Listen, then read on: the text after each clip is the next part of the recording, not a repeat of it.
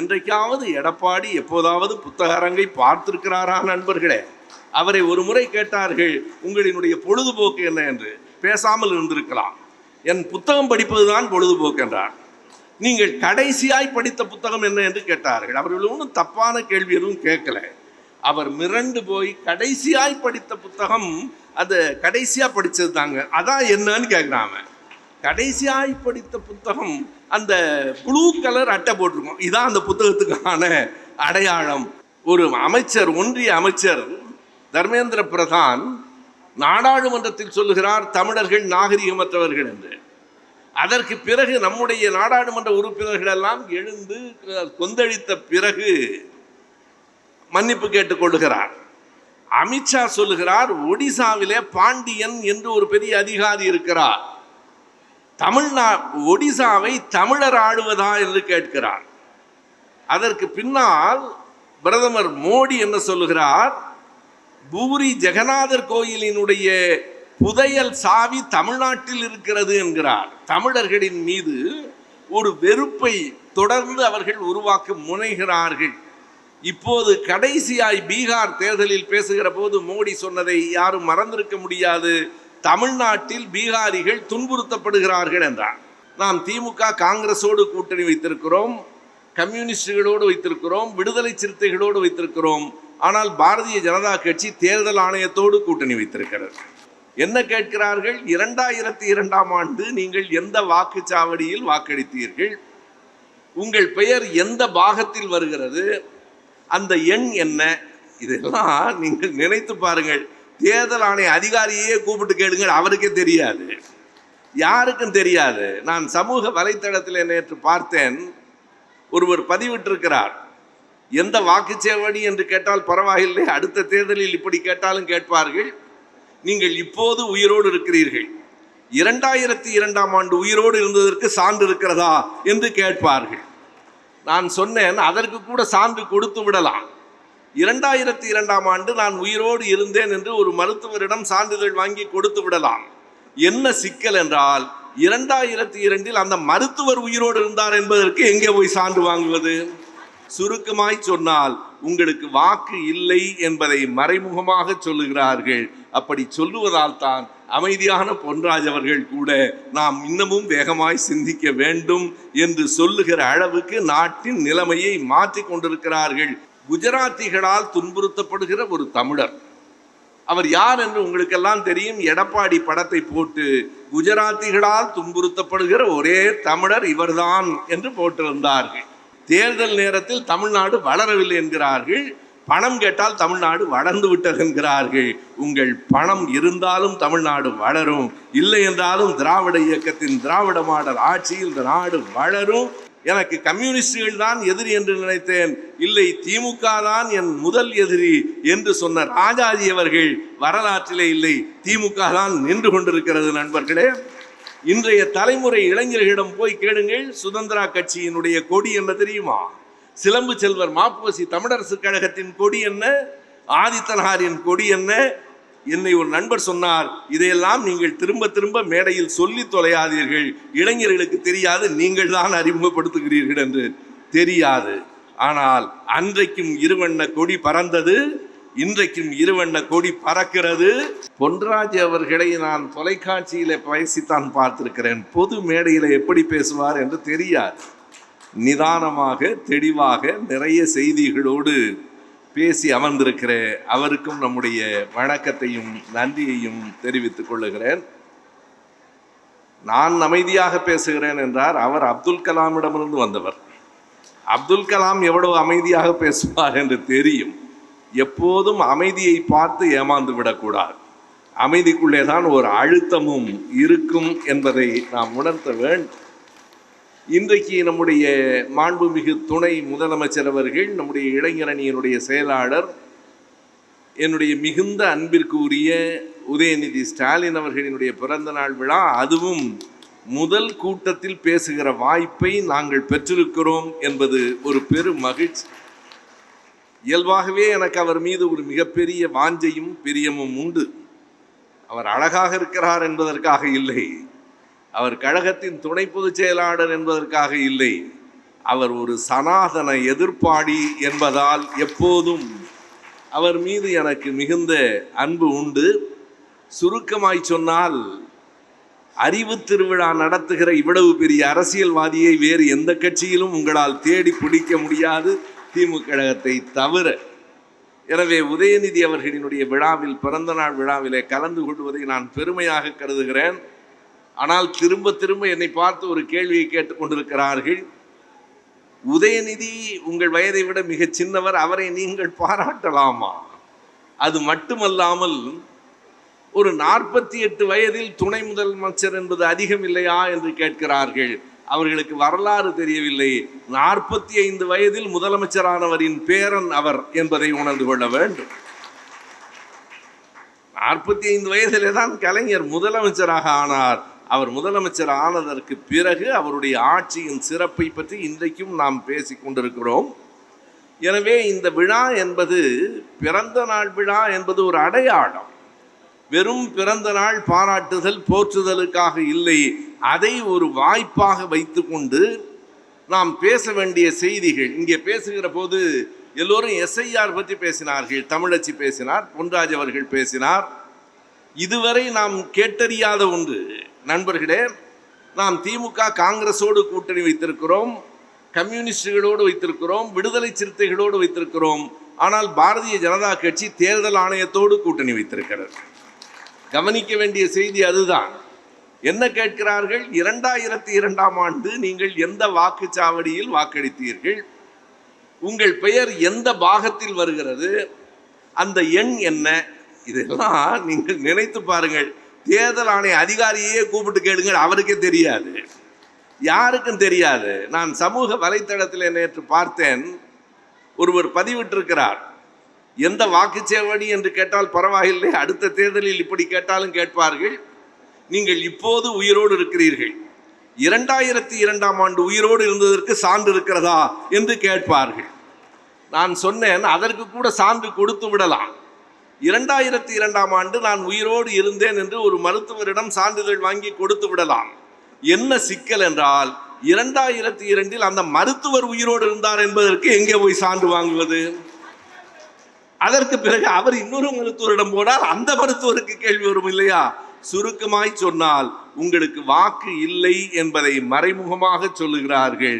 அப்படி சொல்லுவதால் தான் அமைதியான பொன்ராஜ் அவர்கள் கூட நாம் இன்னமும் வேகமாய் சிந்திக்க வேண்டும் என்று சொல்லுகிற அளவுக்கு நாட்டின் நிலைமையை மாற்றி கொண்டிருக்கிறார்கள். இதற்கு யார் வேண்டும்? மிக சரியான தலைமையை நான் பெற்றிருக்கிறோம். அந்த தலைமைக்கு துணையாக நம்முடைய துணை முதலமைச்சரை பெற்றிருக்கிறோம். தமிழ்நாடு முழுவதும் போராட்டம் நடத்த வேண்டும். இந்த எஸ்ஐஆர் சரிதான் என்று ஒருவர் வழக்கு போடுகிறாரே, தமிழ்நாட்டில் இருந்து நீங்கள் எண்ணி பார்க்க வேண்டும். அவர் என்ன சொல்லுகிறார்? பிரதமர் மோடி, நீங்கள் கடந்த 2-3 ஆண்டுகளாக பாருங்கள், ஒரு அமைச்சர், ஒன்றிய அமைச்சர் தர்மேந்திர பிரதான் நாடாளுமன்றத்தில் சொல்லுகிறார் தமிழர்கள் நாகரிகமற்றவர்கள் என்று. அதற்கு பிறகு நம்முடைய நாடாளுமன்ற உறுப்பினர்கள் எல்லாம் எழுந்து கொந்தளித்த பிறகு மன்னிப்பு கேட்டுக்கொள்ளுகிறார். அமித்ஷா சொல்லுகிறார், ஒடிசாவிலே பாண்டியன் என்று ஒரு பெரிய அதிகாரி இருக்கிறார், ஒடிசாவை தமிழர் ஆளுவதா என்று கேட்கிறார். அதற்கு பின்னால் பிரதமர் மோடி என்ன சொல்லுகிறார்? பூரி ஜெகநாதர் கோயிலினுடைய புதையல் சாவி தமிழ்நாட்டில் இருக்கிறது என்கிறார். தமிழர்களின் மீது ஒரு வெறுப்பை தொடர்ந்து அவர்கள் உருவாக்க முனைகிறார்கள். இப்போது கடைசியாய் பீகார் தேர்தலில் பேசுகிற போது மோடி சொன்னதை யாரும் மறந்திருக்க முடியாது. தமிழ்நாட்டில் பீகாரிகள் துன்புறுத்தப்படுகிறார்கள் என்றார்.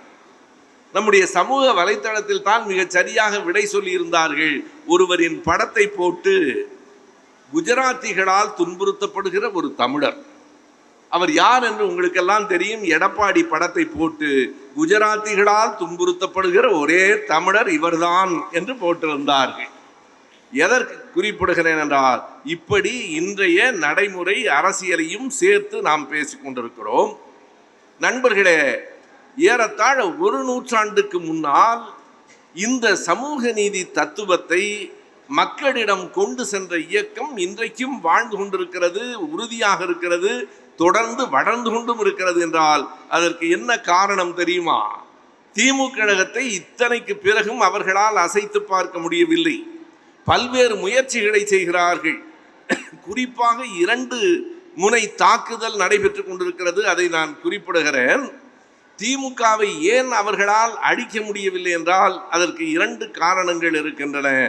ஒன்று, திமுகவிற்கு கிடைத்திருப்பதை போல தொண்டர்கள் உலகத்தில் எந்த கட்சிக்கும் கிடைத்ததில்லை. தொண்டர்கள் வாழையடி வாழையாக வருகிறார்கள். அதைவிட வியப்பு, தலைவர்களும் வாழையடி வாழையாக வந்து கொண்டே இருக்கிறார்கள். என்றைக்காவது நமக்கு திமுக கழகத்தில் 49 தொடங்க பெற்ற பிறகு 75 ஆண்டுகள் 76 ஆண்டுகளுக்கு பின்னால் தலைமைக்கான போட்டி வந்து கட்சி பிளவடைந்தது என்று சொல்ல முடியுமா? எம்ஜிஆர் கூட கட்சியினுடைய தலைமைக்காக வெளியில் போகவில்லை. நீங்கள் அந்த காலகட்டத்தை எடுத்து பார்த்தால் மிக நன்றாக தெரியும். உலகம் சுற்றும் வாலிபன் படத்தினுடைய வெளிநாட்டுக்கு போய் வந்த கணக்கை மிக வெளிப்படையாக ஒன்றிய அரசு கேட்டு மிரட்டியது சட்டமன்ற குறிப்புகளில் இன்றைக்கும் இருக்கிறது, நாடாளுமன்றத்திலும் இருக்கிறது. எனவே அவர் வெளியில் போனதற்கு வேறு காரணம், அவர் போகவில்லை, வெளியிலே அனுப்பப்பட்டார். அதுதான் அடிப்படையான செய்தி. தலைமையிலே என்றைக்கும் கலைஞரோடு அவர் தலைமைக்கு போட்டியிடவே இல்லை. நாவலர் அவர்கள் தான் போட்டியிட்டார். பிறகு அவரும் அதனை ஏற்றுக்கொண்டார். என்ன காரணம்? திமுக கழகம் இளைஞர்களிடத்திலே இந்த கருத்துக்களை கொண்டு போய் சேர்த்தது, பழமைவாதத்தை உடைத்தது. ஒன்றை குறித்து கொள்ளுங்கள், நவீனத்துவம் என்பது திமுகவின் அடித்தளம். எந்த ஒரு பழைய மரபையும் மாற்றி உடைத்து நவீனத்துவம். இன்றைக்கு நீங்கள் எண்ணி பாருங்கள், நாம் துணை முதலமைச்சரினுடைய பிறந்த நாள் விழாவை கொண்டாடி கொண்டிருக்கிறோம். அவருடைய உடையை மட்டும் கவனித்து பாருங்கள். ஒரு டிஷர்ட் போட்டிருக்கிறார். எந்த மாநிலத்திலாவது எந்த துணை முதலமைச்சராவது இப்படி ஒரு டிஷர்ட் போட்டிருக்கிறாரா? நண்பர்களே, அது வெறும் டிஷர்ட் அல்ல, இதுதான் மரபு, இப்படித்தான் இருக்க வேண்டும் என்கிற அந்த பழமையை உடைத்து இயல்பாக எப்படி வேண்டுமானாலும் இருக்கலாம் என்கிற ஒரு நவீனத்துவத்தின் தோற்றம். இந்த உலகத்தின் வரலாறே பழமைகளிலிருந்து மீறி மீறி நவீனத்துவத்தை நோக்கி வருகிற போதுதான் நிலைத்திருக்கிறது. அது ரோமாபுரியினுடைய சாம்ராஜ்யத்திலே அவனுடைய பெயர் ஸ்பார்டகஸாக இருந்திருக்கலாம். அன்றைக்கு அடிமைகளை விடுதலை பெறுவதற்காக ஸ்பார்டகஸ் என்கிற ஒருவன் எழுந்தான். அடிமைகளுக்கான விடுதலை கிடைத்தது. காலந்தோறும் நீங்கள் அந்த பழைய வரலாறு மட்டுமல்ல, நீங்கள் நவீன வரலாற்றிலே எடுத்து பார்த்தாலும் அமெரிக்கா இன்றைக்கு உலக முதலாளித்துவ நாடுகளிலே ஒன்றாக இருக்கலாம். ஆனால் 1776 ஆண்டு அமெரிக்க குடியரசு வருகிற போது அது பழைய மன்னர் ஆட்சிகளை உடைத்து தகர்த்து விட்டு ஒரு புதிய மக்களாட்சியோடு வருகிறது. அதற்கு பிறகு 13 ஆண்டுகளுக்கு பின்னால் பிரான்ஸ் நாட்டிலே ஒரு பெரிய பிரெஞ்சு புரட்சி என்று சொல்லுகிற ஒரு பெரிய புரட்சி எழுதுகிறது. மன்னர்களின் தலைகள் கில்லட்டினில் வெட்டி எரியப்படுகின்றன. ஒவ்வொரு கட்டத்திலேயும் புதிய நவீனத்துவம் தோன்றுகிறது. அதுதான் 1917 ஆண்டு சோவியத் புரட்சியாக வெளிப்படுகிறது. ஏறத்தாழ அதே காலகட்டத்திலே தான் நாம் ஒன்றை கவனிக்க வேண்டும். திமுக கழகம் எப்படி உருவாகி எப்படி நிலைத்து நிற்கிறது, எதனை வைத்து அதனை உடைக்க வேண்டும் என்று முயற்சி செய்கிறார்கள். நான் தத்துவார்த்த அடிப்படையிலே அதனை குறிப்பிடுகிறேன். முப்பெரும் இயக்கங்கள் தமிழ்நாட்டில் தோன்றின. ஒன்று பொது உடைமை இயக்கம், இந்திய அளவிலே இருந்தாலும் தமிழ்நாட்டிலேயும் அது வந்தது 1925க்கு பிறகு. அதே காலகட்டத்தில் 1916 தனித்தமிழ் இயக்கம். ஒன்று மொழி சார்ந்து நின்றது, இன்னொன்று வர்க்க முரண் சார்ந்து நின்றது. இரண்டையும் தாண்டி, ஏனென்றால் 1848 மார்க்சும் எங்கெல்ஸும் சொன்னார்கள், இந்த உலகத்தின் வரலாறு என்பதே வர்க்க போராட்டத்தின் வரலாறு தான். ஆனால் இந்தியாவில் நிலைமை வேறாக இருந்தது. இது வெறும் வர்க்க போராட்டத்தின் வரலாறாக இல்லை, வருண போராட்டத்தின் வரலாறாக இருக்கிறது. வருணங்கள் தான் இந்தியாவிலே ஆதிக்கம் செலுத்துகின்றன. எனவே தமிழையும் கையில் எடுத்துக்கொண்டு வர்க்க முரண் என்பதை வருண முரணாக மாற்றி இடதுசாரி சிந்தனையை, தனித்தமிழ் சிந்தனையை வெகுஜன மக்களின் சிந்தனையாக மாற்றிய இயக்கம் திராவிட இயக்கம் தான். அதை யாரும் மறுக்க முடியாது. தனித்தமிழ் இயக்கத்தின் பங்கை நான் குறைத்து மதிப்பிடவில்லை, கம்யூனிஸ்ட் கட்சிகளினுடைய பங்களிப்பை குறைத்து மதிப்பிடவில்லை.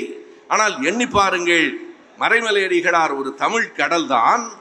ஆனால் அந்த தனித்தமிழ் இயக்கம், அவர் தொடக்கி வைத்த இயக்கம் அறிவாளிகளின் மத்தியிலே தான் இருந்தது, தமிழ் புலவர்களின் மத்தியிலே தான் இருந்தது.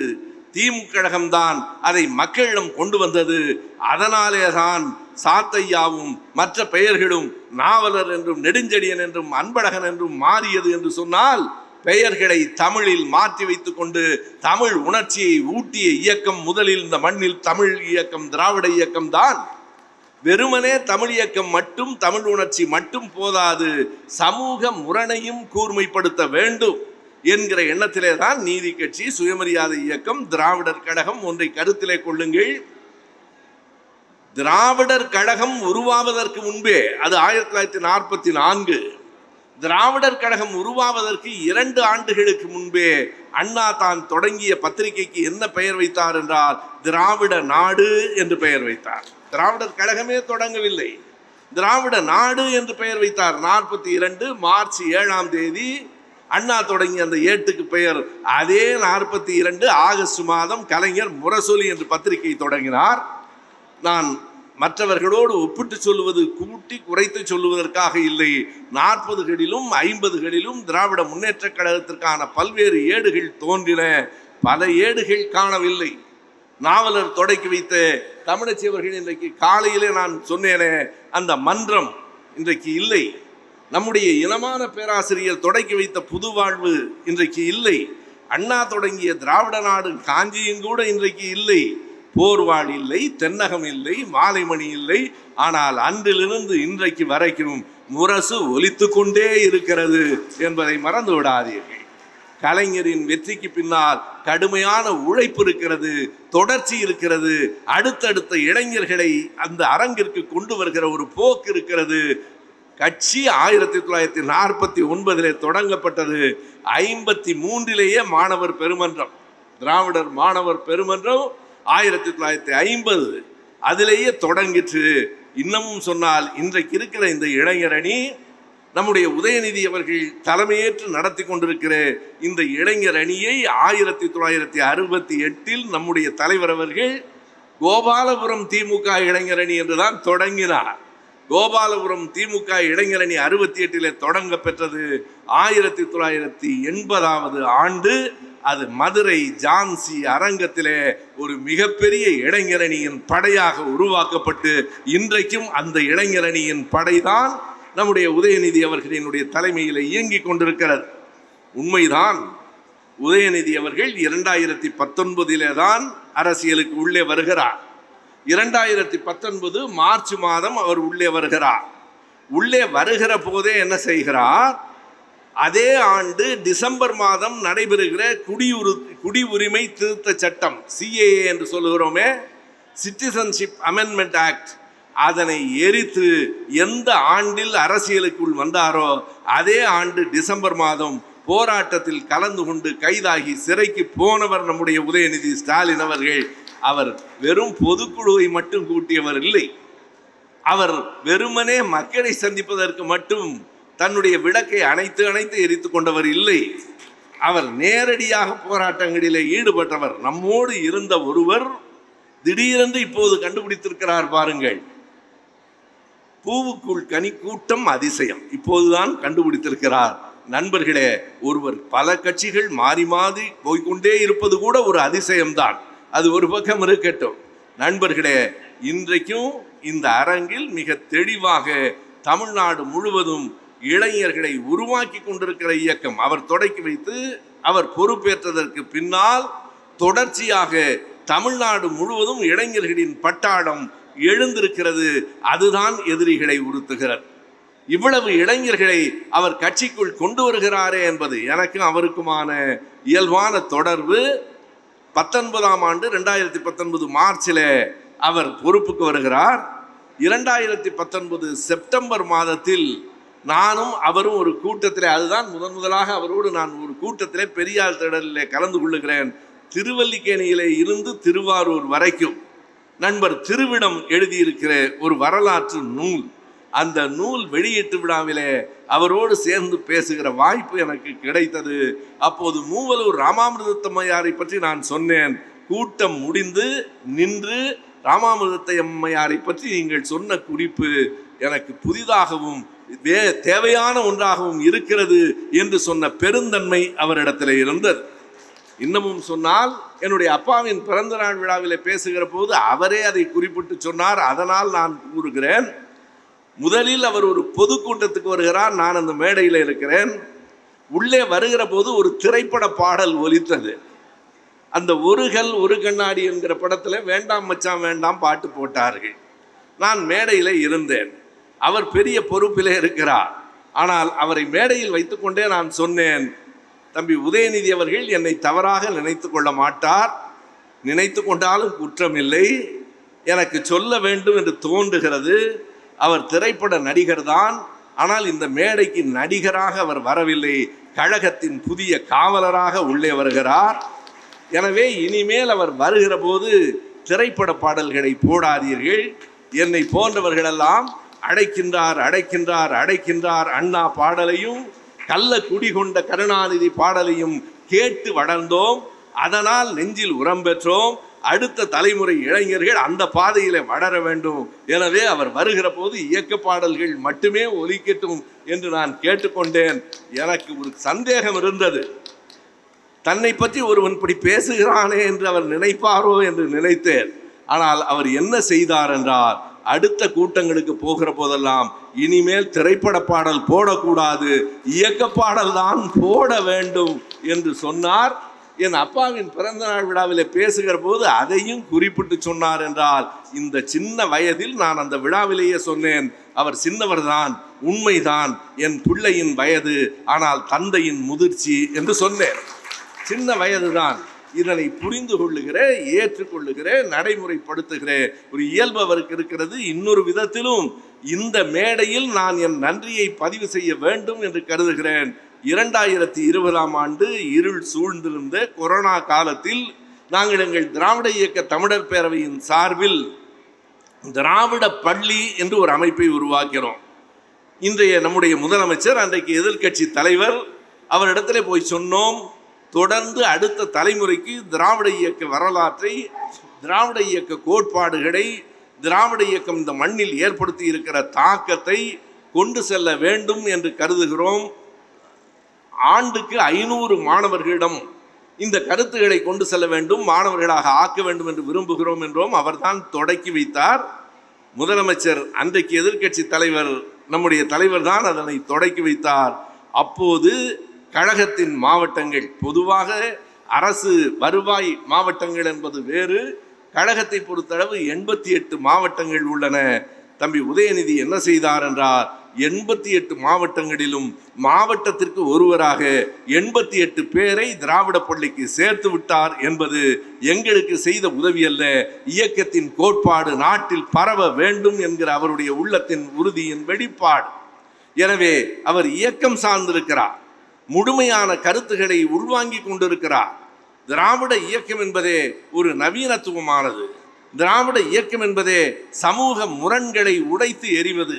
சமூக முரண்களை உடைத்து எறிவதற்கு ஒரு இளைஞன் மேலெழுந்து வருகிறான் என்பதை அவர்களால் தாங்கிக் கொள்ள முடியவில்லை.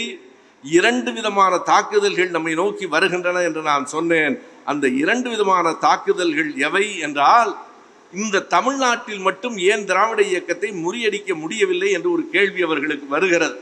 எண்ணி பாருங்கள், இந்தியாவின் ஏறத்தாழ எல்லா மாநிலங்களையும் அவர்கள் கைப்பற்ற முயற்சி செய்கிறார்கள். ஓரளவுக்கு உள்ளேயும் வந்திருக்கிறார்கள்.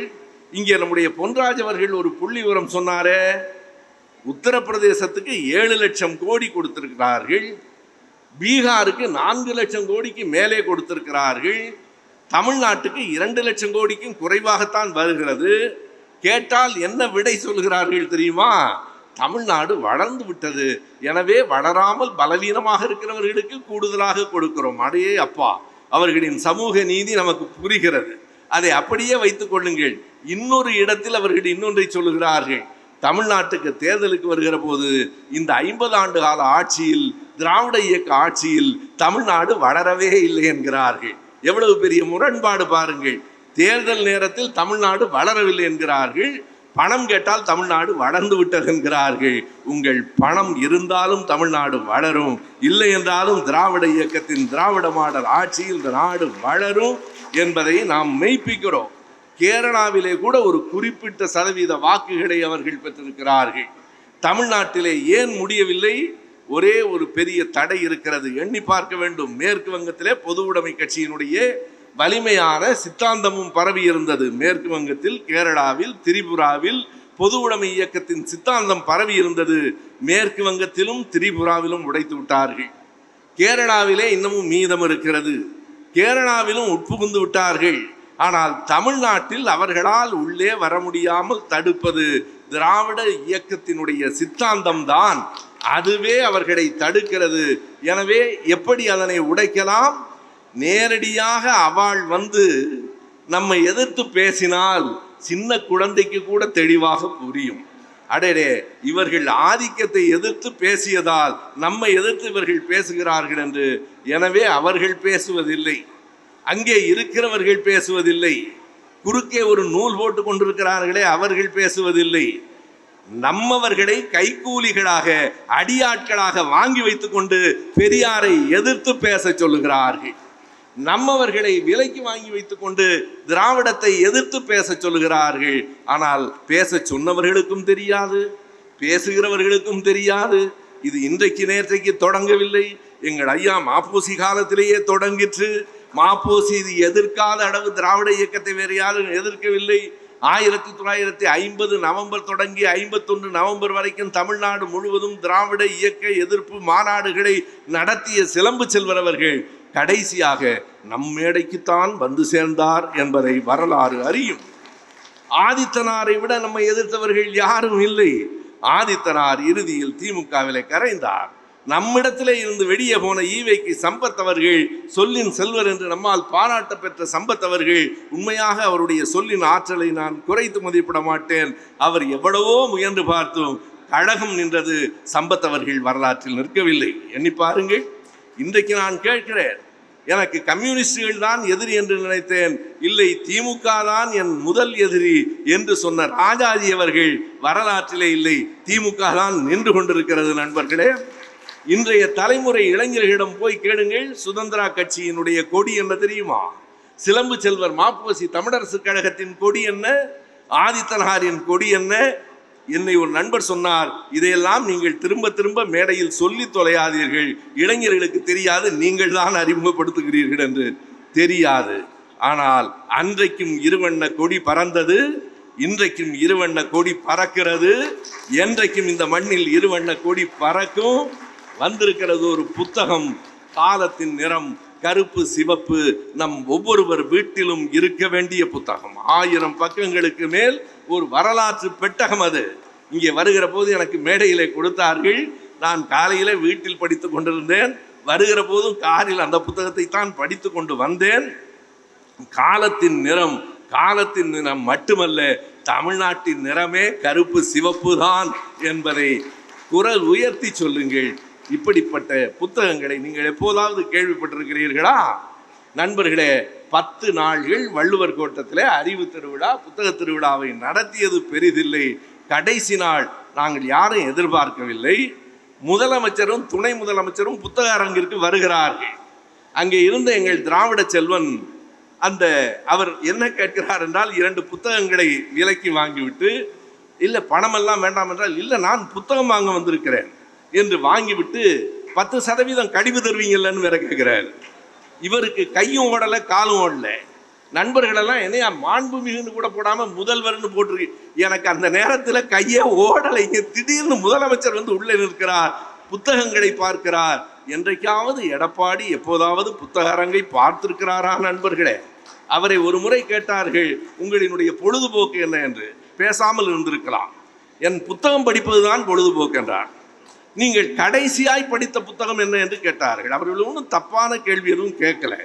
அவர் மிரண்டு போய் கடைசியாய் படித்த புத்தகம், அது கடைசியா படிச்சது தாங்க, அதான் என்னன்னு கேட்குறாங்க.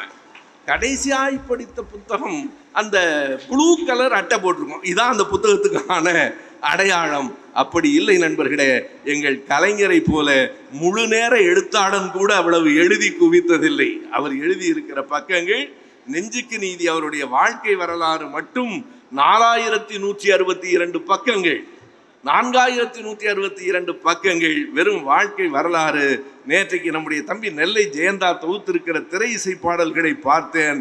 ஏறத்தாழ 60 ஆண்டுகளில் 1950 மந்திரி குமாரியில் முதல் பாட்டு எழுதியிருக்கிறார். 2010 பெண் சிங்கத்துக்கு எழுதியிருக்கிறார். 60 ஆண்டுகள், 23 திரைப்பட பாடல்கள், 70க்கும் மேற்பட்ட திரைப்படங்களுக்கு கதை வசனம், பல வரலாற்று புதினங்கள், சிறுகதைகள். இன்றைக்கும் அணில் குஞ்சு என்கிற சிறுகதையை, இன்றைக்கும் குப்பை தொட்டி என்கிற சிறுகதையை எடுத்து படியுங்கள். அத்தனை கதைகளை, நவீனத்தை, கட்டுரைகளை, கடிதங்களை ஒரு முழு நேரம் வாழ்க்கை முழுவதும் எழுதுகிற எழுத்தாளனால் கூட எழுத முடியாத அளவுக்கு எழுதிய தலைவரின் பிள்ளையும் பேரனும் என்பதால் தான் புத்தக அரங்கிற்கு வர வேண்டும் என்று அவர்களுக்கு தோன்றுகிறது. நண்பர்களே, அறிவாளிகளாக இருந்தால், எழுத்தாளர்களாக இருந்தால் மட்டும் எல்லாவற்றையும் சாதித்து விட முடியாது. நான் படிக்கலாம், படித்ததை சொல்லலாம், ஆனால் இவ்வளவு பெரிய அரங்கத்தை மாசு போன்றவர்களால் தான் உருவாக்கி கொடுக்க முடியும். ஒரு இயக்கம், நான் இரண்டையும் உணர்ந்திருக்கிறேன். இந்த அரங்கம் வேண்டும், இதை கூட்டுகிற ஆற்றல் வேண்டும், பேசுவதற்கு என்னை போன்றவர்களும் வேண்டும். இந்த இடத்தில் எதற்காக இதை நான் சொல்லுகிறேன் என்றால், உலகத்தின் மிக புகழ்பெற்ற எழுத்தாளர்களில் ஒருவர் டால்ஸ்டாய். டால்ஸ்டாயை பற்றி நான் சொல்லுவதற்கு ஒரு காரணம் இருக்கிறது. டால்ஸ்டாயை போல உலகம் புகழ்ந்த எழுத்தாளன் யாரும் இல்லை. ஆனால் டால்ஸ்டாயின் இறுதி முடிவு என்னவாக இருந்தது? அவர் இயக்கத்தை தழுவவில்லை, எந்த இயக்கத்திலும் இல்லை, தனி மனிதராகவே வாழ்ந்தார். தமிழச்சி தங்கபாண்டியன் போன்றவர்கள் மிக விரிவாக அதை அறிந்திருக்க கூடும். கடைசியாய் ஒரு ரயில் நிலையத்தில் டால்ஸ்டாய் இறந்து கிடந்தார். எந்த நாள் நண்பர்களே? தற்செயலாக நிகழ்ந்திருக்கிறது. இந்த நவம்பர் 20 தான் டால்ஸ்டாயின் நினைவு நாள். 1910 ஆண்டு ஆஸ்டபோவா என்கிற ஒரு ரயில் நிலையத்தில், மாஸ்கோவுக்கும் எலட்ஸ் என்கிற நகரத்துக்கும் இடையில் இருக்கிற ஆஸ்டபோவா என்கிற ஒரு சிறிய ஒரு புகைவண்டி நிலையத்தில் அத்தனை பெரிய எழுத்தாளன் இறந்து கிடந்தான்.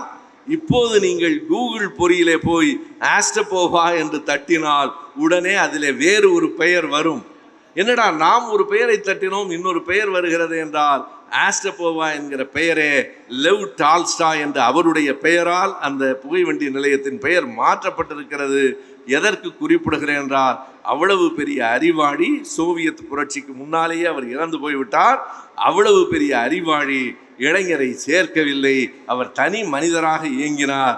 ஆனால் அப்படி இல்லை நண்பர்களே. அறிஞர் அண்ணா அவர்கள் இயக்கத்தை தோற்றுவிக்கிற போது பெரியார் விதைத்த விதைதான். ஆனால் அண்ணா தான் இதை தமிழ்நாடு முழுவதும் பரப்பினார். இன்னொன்றையும் நினைவிலை வைத்துக் கொள்ளுங்கள்.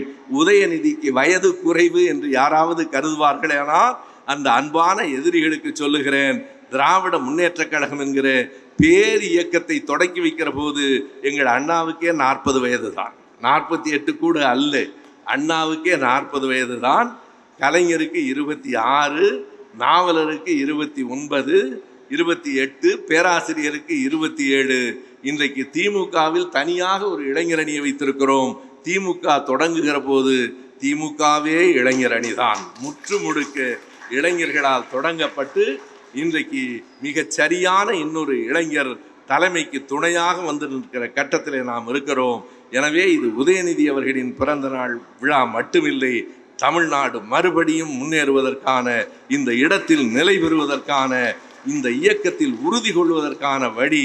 ஒரு பக்கம் அடியாட்களை வைத்து திராவிடத்தை உடைக்கிறார்கள் என்றால், இன்னொரு பக்கம் எஸ்ஐஆர் என்பதை கொண்டு வந்து தேர்தலில் நம்முடைய வாக்குகளை மறுக்கிறார்கள். எத்தனை தடைக்கற்கள் வந்தாலும் அவற்றை படிக்கற்களாக மாற்றிக்கொள்ளுகிற வலிமை நம்ம இயக்கத்திற்கு உண்டு. அது உங்களிடம் இருக்கிறது. தொடர்ந்து பணியாற்றுங்கள். நாம் தான் வெல்வோம். 200 இடங்களில் வெல்வோம். ஆனால் அதற்கான பணிகளை இன்றே தொடங்குவோம். அதுதான் தம்பி பிறந்த நாள் விழாவை கொண்டாடுவதன் நோக்கம். நன்றி, வணக்கம்.